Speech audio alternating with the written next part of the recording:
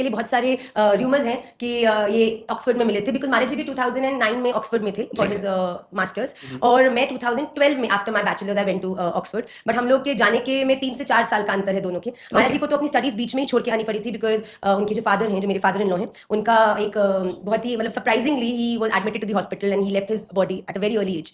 तो मेरे मतलब जी को तो बहुत जल्दी उसको खत्म करके आना पड़ा था। बट आप ये कह सकते हैं कि I was following him wherever he was going. I think somewhere Radha Raman ji मुझे पीछे पीछे ही ले जा रहे थे। बट ये हुआ जब मैं अपनी पढ़ाई कर रही थी मास्टर्स, उसमें जब मैं कुछ समय के लिए भारत आई थी फॉर माई वेकेशन। उस समय मेरी माता जी ने एक माध्यम से महाराज जी को सुना था, और तब महाराज जी चंडीगढ़ ही आ रहे थे जब मैं हॉलीडे पे आई।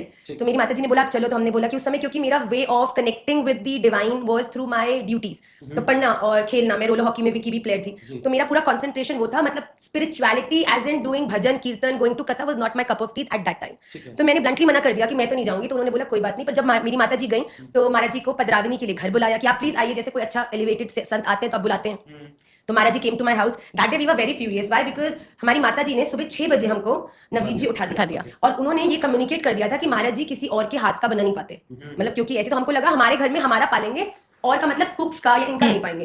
तो मेरी माता जी ने सुबह मुझे, मेरी भाभी को 6 बजे, क्योंकि 8 बजे महाराज जी ना, तो हम लोग बैठकर पपीता, सब लोग अमनिया कर रहे हैं, मैंगोज कट कर रहे हैं, बड़ी सारी। हमने कहा ये कौन से महाराज जी हैं जो नहीं पाते ऐसे।